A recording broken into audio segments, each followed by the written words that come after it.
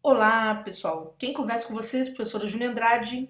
E este vídeo é um vídeo muito esclarecedor sobre a prova da área fiscal, né? Você que está começando a entrar para a área fiscal, sabe que vai ter discursiva na sua prova e aí você precisa saber algumas coisas que são muito importantes, que mudam toda a sua forma de enxergar a discursiva em concurso público, tá? Não é uma aula discursiva comum, é um alerta, né, sobre o que pode acontecer na sua discursiva, o que você precisa saber, tá bom? Meu nome é Julia Andrade, sou professora de discursivas há 25 anos, não é? E vou conversar com você sobre o que aconteceu, por exemplo, o que acontece nas provas discursivas de um modo geral, feitas pelo SEBRASP, com base no que aconteceu na prova de 2019 da CEC-DF, ou seja, da Cefaz-DF, vulgarmente falando, né, do Físico do DF, tá bom? Lá em 2019, tá? Para começo de conversa, vou mostrar para vocês aqui uma informação no meu e-mail, né? Vamos ver se saiu aqui na guia para vocês, né? Se compartilhou. Não sei se tá bem estreitinho, né? Não sei se eu vou conseguir aumentar aqui para vocês, mas vamos lá. Gente, o que é isso aqui, né? Para começo de conversa. Isso aqui, pessoal, é a lista dos alunos. Veja que esse mês de 2021, tá? Não sei se está dando para vocês notarem aqui. A prova foi aplicada em 2019, mas 2021 não sei por que eu copiei essa lista para aqui. Foi a lista dos meus alunos aprovados nos 15 primeiros lugares do Fisco. Veja que tem o 15º lugar aqui, que é o Alan Souza, tá? Primeiro lugar foi a Luísa Luna, né? Dos 15 primeiros, 9 eram alunos de um projeto meu, na certo, de um projeto antigo que eu tinha, que era o Turma de Geração Concursos. Hoje eu tenho um projeto do meu próprio nome, tá? O Júnior Andrade está aqui debaixo deste vídeo. Eu estou gravando, quero lembrar vocês, que estou gravando fora do edital. No momento em que eu converso com vocês sobre as questões ligadas à prova discursiva da SEC-DF, o edital ainda não foi lançado, né? Hoje são 19 de janeiro. O edital ainda não saiu. Mas eu quero chamar a atenção, né? Quem acompanha meus vídeos sabe que eu gosto muito de jogar a realidade para o aluno, né? Eu acompanho essas provas há muitos anos e já vou esclarecer de cara. Você vai falar, poxa, tantos alunos aprovados, né? A Júnia deve ser fera, tá certo em legislação tributária, etc. Não é por aí, gente. Eu não sou professora de conteúdo, sou professora de estrutura textual, né? E sou uma professora que lido com discursivas de várias áreas, porque trabalhei muitos anos com administração pública durante esse tempo todo, certo? Com as mais diferentes discursivas que vocês possam imaginar. É por isso que tem muitos alunos aprovados em concurso, porque eu sempre lido com a realidade. Eu não sou alarmista, eu não crio para o aluno um mundo que não existe.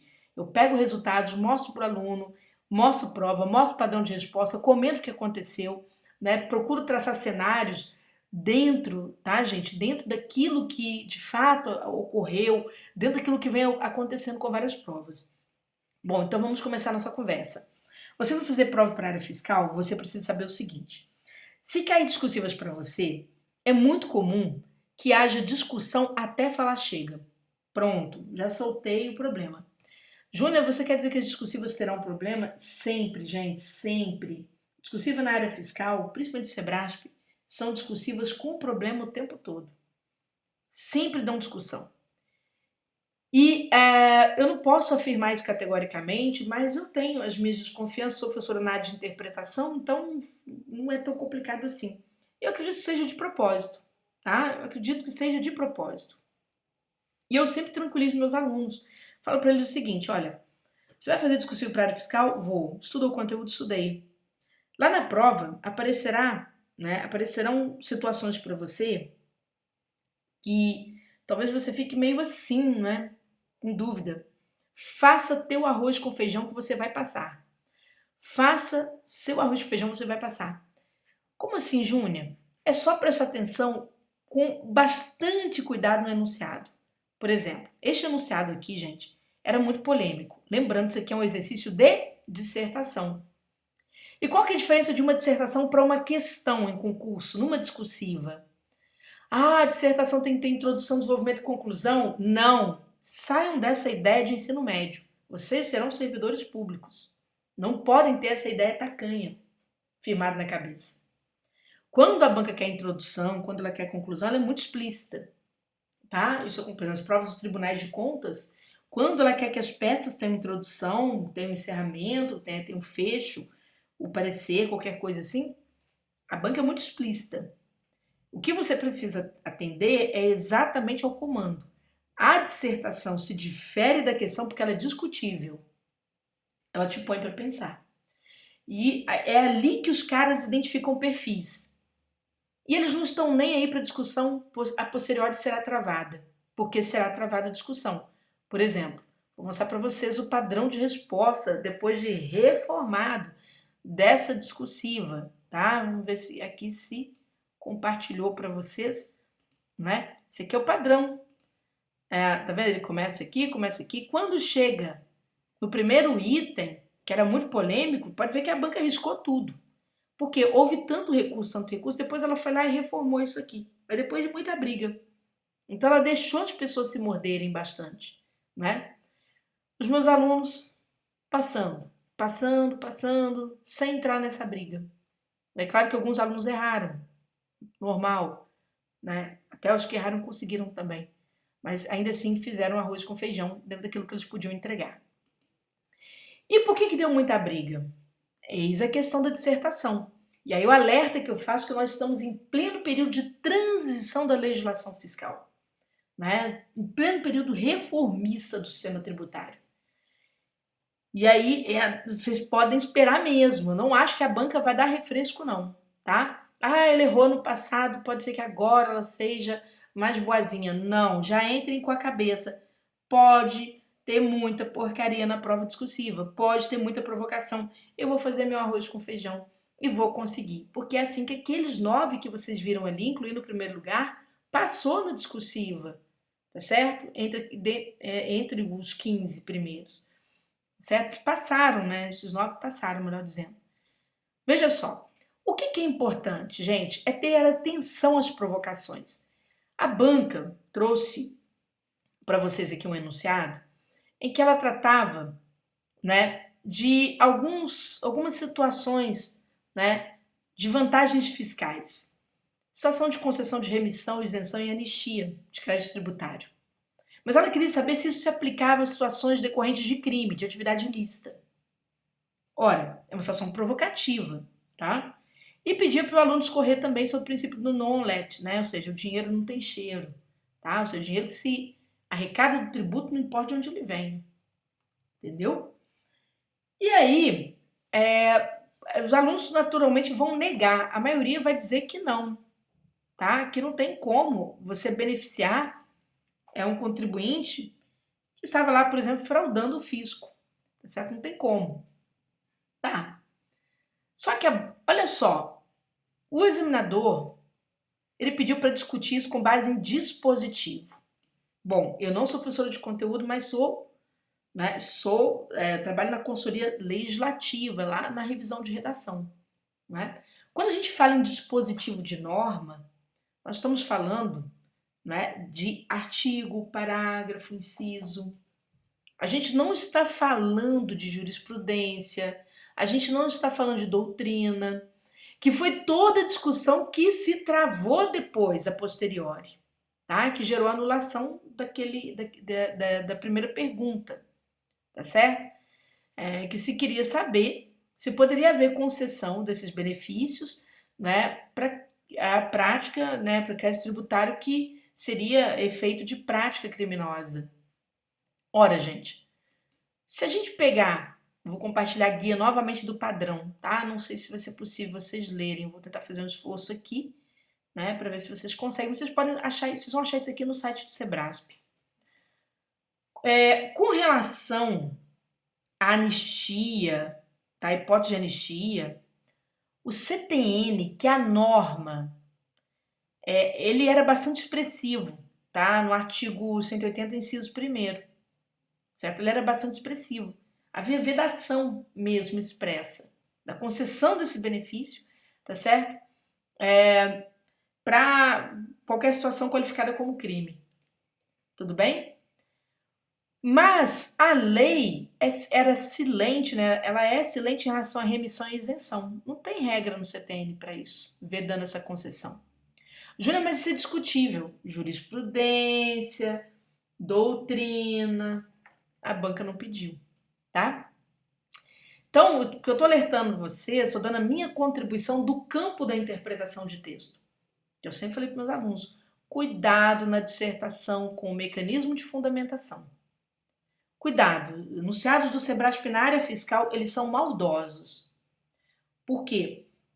Os primeiros alunos que prestaram atenção, eles passam sem a discussão, eles vão embora, ocupar a vaga. Os outros vão brigar na fase recursal, vão ter que brigar bastante. E tem que fazer muito barulho para a banca fazer aquela anulação que vocês viram ali, tá? Então, pessoal, é simples assim. Vocês têm que prestar muita atenção no que a banca está pedindo. E acredito que novas provocações virão, tá? Segundo aspecto, quando eu falo sobre isso, eu vou pegar mais exemplos, certo? Nessa mesma prova, havia uma dissertação de até 60 linhas e 2 questões para você escrever até 120 linhas. Vocês vão ver que a questão número 1 vai tratar de competência. Competência, gente, desde 2018 é assunto muito cobrado em prova discursiva. O aluno tem que saber competência, tem que saber para onde ele vai, né? Saber qual é a limitação da instituição pública, tá certo? Na qual ele quer se inserir. Qual que é a limitação de trabalho, de atribuição, de competência, tá bom? De incumbência, depender da instituição, né? Cada instituição tem um nome para a sua forma de atuação. E aí você tem que prestar atenção no que a banca está falando. Veja que nessa questão, né, que é uma questão que vai envolver tanto a Constituição, vai envolver, né, a LRF, a banca pediu em sua resposta indique comente dispositivos constitucionais legais aplicáveis. Ora, se a banca quer os dispositivos, ela quer sim usar o artigo, pelo menos o artigo. Tá? Você de repente não consegue alcançar lá um inciso, parágrafo, mas pelo menos o artigo. Então, artigos de competência nós devemos dominar, porque eles podem ser cobrados, que é a base, tá bom? E lembrando, gente, que a CE, né, DF, a SEC, DF, não é só um órgão fiscal, né? Por isso que a banca trouxe a questão aqui, ela vai explorar, tá certo? As atribuições deste órgão em várias camadas, certo? Vocês vão ver. Na questão número 2, nós temos aqui, né, um contencioso fiscal, discussão. E veja que aqui a banca não vai pedir, ela só pediu de forma fundamentada, mas ela não diz qual é a forma fundamentada. Ela quer norma, ela quer jurisprudência, o que ela quer, ela não disse. Então aqui você já é livre para você trabalhar. Tá bom? Você não tem a obrigação de apresentar o dispositivo aqui, não. Tá? Até porque aqui é muito detalhado, você está mexendo, né, no regimento que trata desse assunto, tá bom? Agora, norma geral, ela pode, dispositivo constitucional geral sobre a atuação do seu órgão, tá? Ela pode cobrar sim, porque é a base de tudo. Outro aspecto importante que você precisa saber também, gente, quando a banca trabalha com entendimento jurisprudencial, né, a discursiva ficará repetitiva. E é de propósito, repita. Se ela mandar você repetir umas 3 vezes, repita as 3 vezes. Por quê? Porque ela pede para você, né, o que está na norma, aí você responde a norma, daqui a pouco vem uma interpretação jurisprudencial. Tem aluno que já deduz, ele faz ele casa, por exemplo, né, com a Constituição, na jurisprudência do STF, ele já faz isso, não pode, tá? Você diz que consta a Constituição e diz como que é a jurisprudência, por mais que a jurisprudência esteja dizendo o óbvio. Então, entenda, a prova é sim uma prova redundante. Se você estiver escrevendo redundância, fique tranquilo, você está indo bem, tá bom? Outra questão para a gente fechar essas dicas, né, que é um vídeo de alerta. A dissertação tinha aqui prevista 60 linhas. E aí o aluno fica tenso. Ô, Júnior, será que eu tenho que fazer introdução, desenvolvimento e conclusão? Não, gente. O que difere a dissertação da questão não é introdução, desenvolvimento e conclusão. Isso é coisa tacanha, isso é coisa de ensino médio. Por favor, senhores, não. Tá? Vocês vão ser servidores públicos. Não entrem nessa questão. Tá certo? Acabou que eu não compartilhei, né? Eu vou compartilhar a guia novamente. O que acontece, na verdade, com a dissertação? Né? Você tem lá 60 linhas para você escrever. O que acontece? Você não precisa escrever 60 linhas, não precisa. Júnior, mas lá na fórmula de cálculo para a obtenção da nota máxima, eu tenho o número de linhas é contado. Ora, não é só o número de linhas, quantidade de erros gramaticais também. Portanto, escrever demais também pode te gerar perda, tá? Você pode acabar escrevendo, cometendo erros gramaticais ali. E na prova do físico se comete com muita facilidade, tá, gente? Por quê? Lá no edital, assim que o edital for lançado, vocês podem ler isso aí e colocar aqui debaixo do vídeo comentário, né? O edital vai falar sobre o processo de avaliação da discursiva e ele será explícito que você deverá dar primazia à coesão e à coerência, ou seja, a banca está cobrando atributos textuais. Os atributos textuais correspondem a 1/6 do valor do item temático, não é só conteúdo não, meu povo.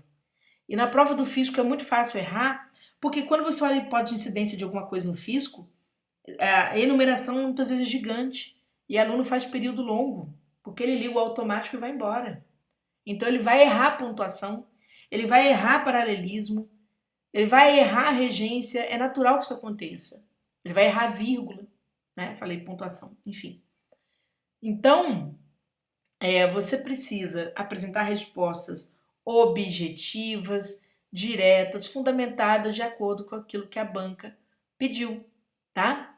As respostas nem sempre precisam ser concisas, ou seja, econômicas, porque às vezes a banca pede jurisprudência e aí tem reafirmação. Então a resposta ficará cansativa, é natural. Mas não quer dizer que você tem que ocupar 60 linhas. Esses 60 linhas é uma isca pega bobo. A banca joga para fazer o aluno escrever demais. O aluno fica ali dando sangue, fazendo introdução e conclusão. Não entre nesse tipo de questão, tá? Isso eu falo para vocês, veja, né? Aquilo que eu falei para vocês, eu mostro o resultado, converso com os alunos, mostro o que aconteceu, né? Procuro trabalhar dentro de uma lógica para que o aluno entenda o que está acontecendo no entorno dele, entendeu? Beleza? E aí, pessoal, né? Se a gente pensar perspectivas para 2016, profa. Gente, lembrando, eu ainda não tenho edital, ainda não lancei curso, estou esperando o edital porque eu gosto de trabalhar para essa CEC-DF na risca do edital. É um concurso em que, né, conforme vocês viram, esse concurso da área fiscal do Sebrasp, eu gosto de trabalhar porque as questões são bastante interpretativas, então elas me trazem algumas vantagens. Mas pensando, né, nessa questão, por exemplo, se a gente for pensar em termos de conteúdo, ainda não tem como eu falar muito, mas eu vou falar com o que eu tenho, analisando concursos que estão acontecendo, tá? Pessoal, a gente está num processo de transição do ICMS e ISS para o IBS-CBS, não é? Então, quem já está estudando para a área fiscal já sabe o que eu estou falando, é reforma tributária. E a gente sabe que o DF é um ente híbrido, né? Ele tem ali dentro dele consolidado uma ideia de Estado e município. Então, essa transição ela é muito sensível, tá, institucionalmente para o DF. Então, se a gente for pensar em termos de dissertação, falando de dissertação, não questão pequena, dissertação. Se cair dissertação de fato, tá? A gente tem que pensar nos impactos dessa transição do ICMS e do ISS para o IBS, né, em termos de autonomia financeira do DF. A gente tem que pensar em desafios administrativos, né, e tecnológicos, tá? Em relação a essas questões. A gente tem que pensar em termos de federalismo fiscal cooperativo, tá certo? Em princípios, por exemplo, o princípio da segurança jurídica, neutralidade, não cumulatividade, entendeu? Vocês têm que ficar atentos a isso. E vocês têm que lembrar também que as secretarias, elas têm um papel, né? No caso, nós estamos falando de uma secretaria, ela tem um papel de governança de transição, tá, pessoal? Então, a CEC-DF, por isso que a prova do passado foi assim, não é uma secretaria só de arrecadação. Não é. Isso aí pode ser cobrado de vocês. É uma secretaria que coordena, que planeja, né? E que mais atualmente lida com compliance e que está lidando com política fiscal. Então a banca pode cobrar temas como, por exemplo, a atuação da administração tributária, né? Subnacional, no caso do DF, aí na implementação da reforma, tá? Ela pode cobrar alguma coisa ligada à integração de fiscalização, arrecadação e tecnologia da informação. Está caindo muito TI em prova discursiva. Está caindo demais esse assunto em prova discursiva. tem aumentado a carga, perdão, tem aumentado a carga desse assunto, né, assim, nos conteúdos para você estudar, tá certo?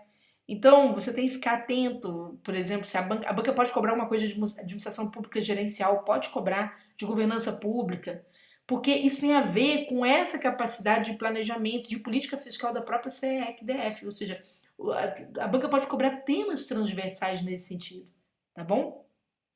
Se a gente pensar em termos de contencioso, claro, né, tem tudo a ver também com a nossa secretaria. Processo administrativo fiscal, não deixa de dialogar, vocês viram que caiu na questão. Os autos de infração, tá bom? Então, a importância desse processo pode ser cobrada de vocês, as instâncias, né, de recorrência conforme aconteceu no último concurso. Isso tudo pode acontecer novamente de uma outra forma, tá? Como é que fica esse contencioso tributário quando a gente pensa na convivência de regimes, né, que estão aí em mutação, o ICMS e ISS versus o IBS, tá?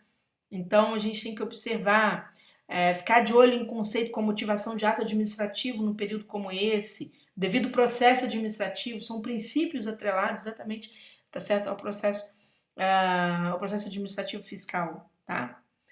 A parte de tecnologia, dados, tá, gente, também. Por quê? Porque se a gente pensar as novas cobranças tributárias, né, IBS, CBS, elas estão vindo com um pressuposto de integração tecnológica enorme, tá, pessoal? Então a banca pode cobrar de vocês dissertação com temas assim até amplos. Por exemplo, a questão da inteligência fiscal no combate à evasão, tá?